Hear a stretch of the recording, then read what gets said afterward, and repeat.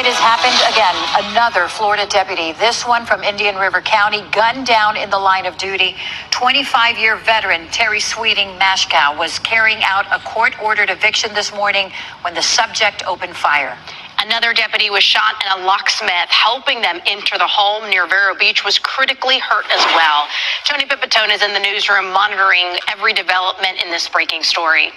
Yeah, unless we heard the gunman was still alive. He's the 37-year-old son of a woman who got a judge to order him evicted from her home.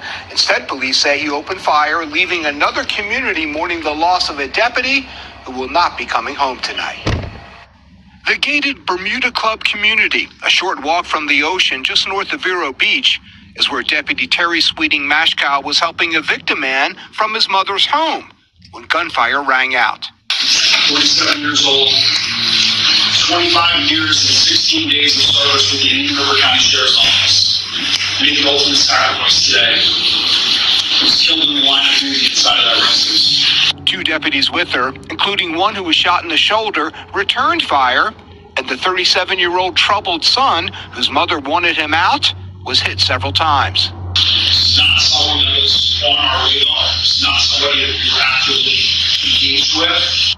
But Michael Halberstam engaged with them to tragic effect. I can tell you that our team will feel this forever. Terry was an amazing deputy. She had a beautiful heart, and she will be missed. As for her alleged killer, they've identified some strange posts on social media. They've identified that he was fired from UPS, that he made some terrible comments about them, and that he had been posting some negative items on the Indian River County Sheriff's Office on his Facebook page. Deputies were called to the house 7 times, all in the last month, the sheriff said, and today were authorized by the court to remove Halberstam. This is the everyday call to eviction, the regular duties that our deputies bravely do every day. Usually the eviction goes smoothly, he said, but not always. You know, they encounter people who are in distress. That's not unusual. An eviction is a very tense moment.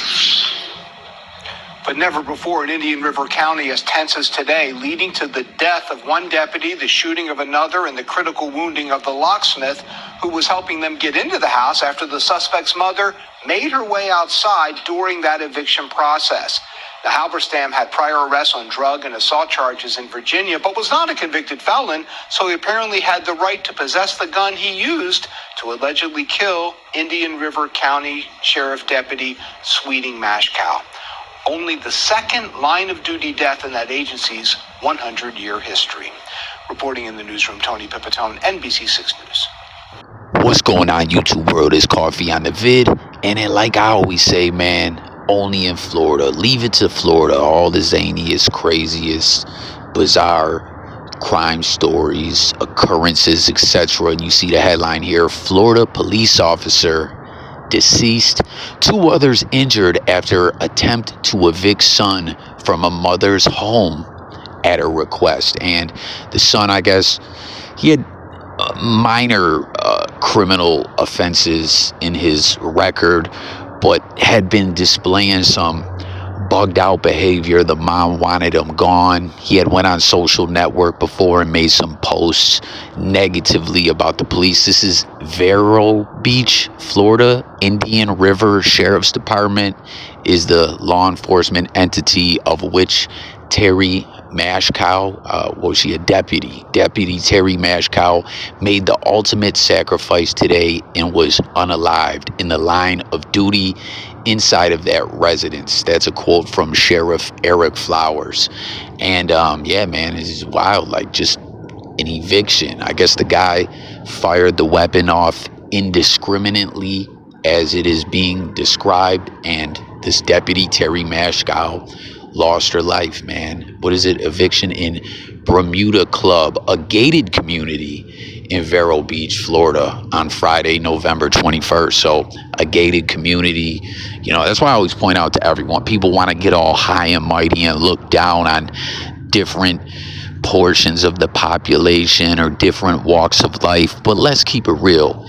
The same issues plague all communities. You know what I'm saying? That's that ignorant thinking, like, oh, that shit don't have. Listen, the same bullshit's happening everywhere. It may not be exactly the same, but at the end of the day, when you break it all down for what it is, it's the same shit, man. Human beings are human beings. Jump in the comments and share your thoughts, guys. Make sure to subscribe. This is sad news here, but it says, while they were in the entryway, having just made entry into the home, Mr. Halberstam retrieved a weapon and began indiscriminately firing, as I mentioned just a moment ago, on deputies on scene. And the sheriff noted that Halberstam, who previously had a narcotics charge in 2006, I don't know if it was amphetamines, I'm just saying, hearing him being all paranoid like this typically, but again, doesn't mean that's what it is. There's mental illness and different things like that, and often, as we point out on this channel, the two things can play off each other, right? Mental illness, drug abuse, one can bring the other out or worsen the other. It's a vicious cycle, man. And as we always point out too, these drugs that are around these days, the age of the toxic synthetics and shit like that, it's just wow, man, rotting people's brains and all that, man.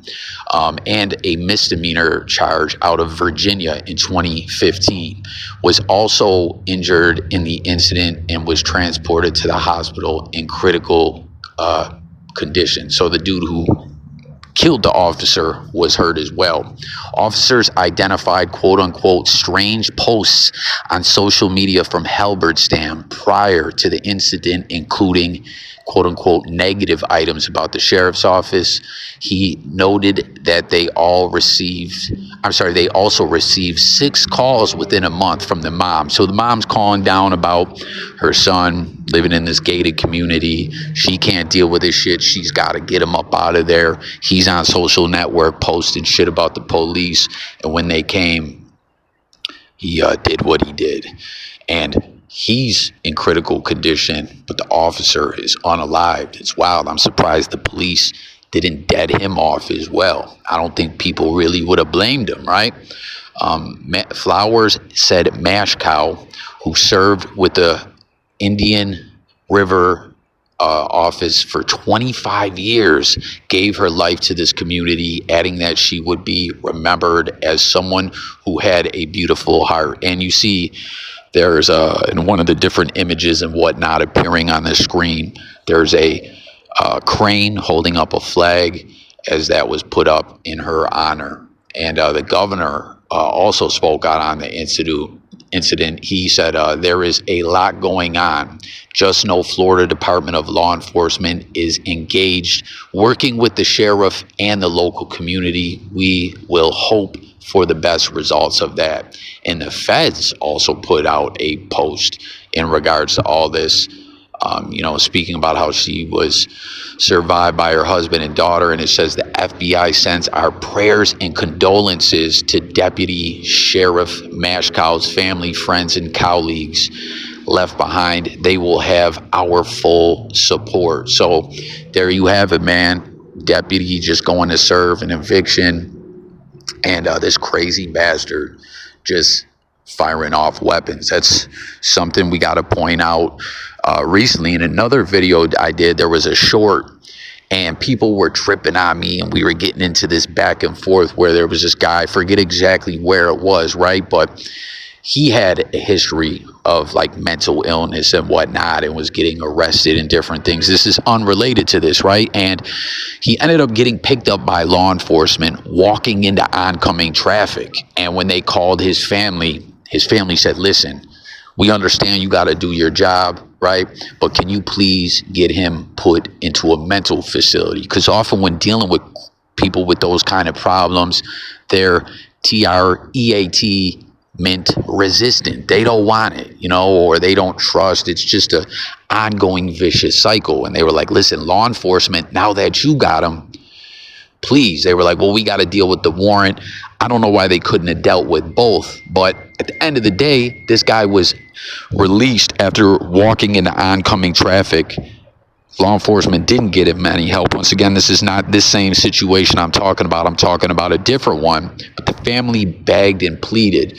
He ends up getting out, and then there's an instance where he walked up on some car where an off-duty law enforcement officer was with their kid, and they ended up popping him, killing him. And the family was just like, come on, man, why didn't you guys get him help? You know, because at the end of the day, with them not getting him help, they ended up long-term putting one of their own in jeopardy. You know what I'm saying? Like, this officer had to take dude's life.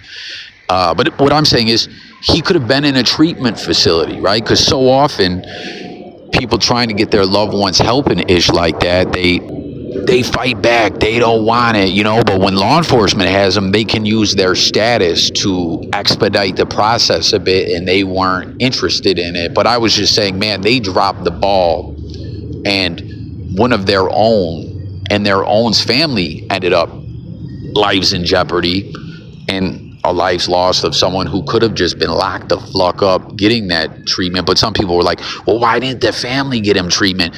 We don't know that the family didn't, you know, because they were voicing their concern. Again, these are different instances we're speaking of, but in this instant, this Halbertstam individual, the mom was calling on all kinds of calls. We don't know if she tried to get him help or not, but it seems he definitely needed help. And that just goes to anyone out there, you know, like that other instance I was talking about, though, people were tripping on me like, well, why didn't the mom did? Listen, at the end of the day, everyone needs to try to look out for their loved ones, for everyone. It's crazy out here. So if you got someone near you, if they're off the D-rugs or they're just losing their mind, their mental condition is depreciating, falling apart, and it's a downward spiral, often flucked up instances like this happen, you know, like it just is what it is. You know what I'm saying? I'm summarizing a lot of different things here. It's just